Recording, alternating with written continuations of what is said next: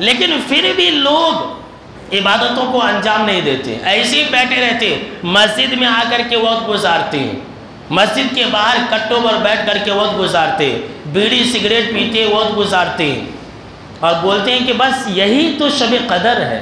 یہ شب قدر نہیں ہے۔ شب قدر کا مطلب یہ ہوا کہ عبادتوں کو انجام دینا۔ یہ رات جو ہے دعاؤں کی رات ہے، فیصلے کیے جاتے ہیں اس رات کے اندر، ابھی میں بتانے والا ہوں۔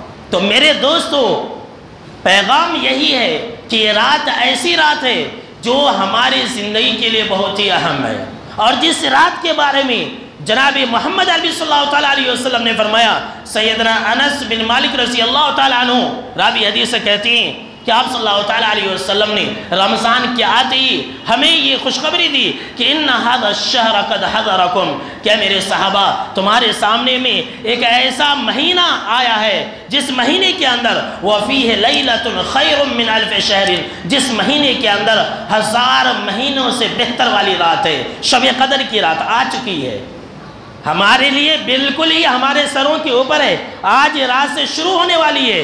جناب محمد عربی صلی اللہ تعالیٰ علیہ وسلم نے فرمایا کہ سنو، جو یہ 1000 مہینوں والی بہتر رات جو اس مہینے کے اندر ہے، من حرمہا فقد حرم الخیر کلہ، کہ جو انسان اس رات سے محروم ہو گیا وہ انسان ہر بھلائی سے محروم ہو گیا۔ اللہ کی پناہ، دیکھ لیجئے، جو انسان اس رات سے محروم ہو گیا وہ انسان ہر بھلائی سے محروم ہو گیا۔ یہ جناب محمد عربی صلی اللہ تعالیٰ علیہ وسلم کا فرمان ہے۔ اسی لیے میرے دوستو، آج کی رات کو آپ ایسے ہی نہ گوائے، 23ویں رات ہو، 25ویں رات ہو، 27ویں رات ہو، 29ویں رات ہو، ان 5 راتوں کو آپ ایسی باتوں میں نہ گزاریں۔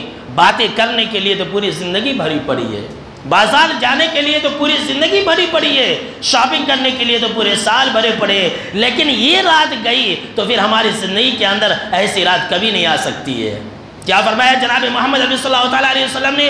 اس میں ایسی رات ہے رمضان کے مہینے کے اندر جو 1000 مہینوں سے بہتر ہے، اور جو اس سے محروم ہو گیا ہر طرح کی خیر سے، ہر طرح کی بھلائی سے، اللہ رب العالمین کی رحمت سے محروم ہو گیا۔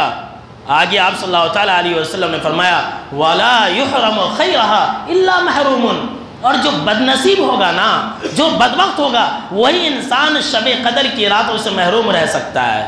جو انسان بدنصیب ہوگا وہی آرام سے سو سکتا ہے عبادتوں کو چھوڑ کر کے۔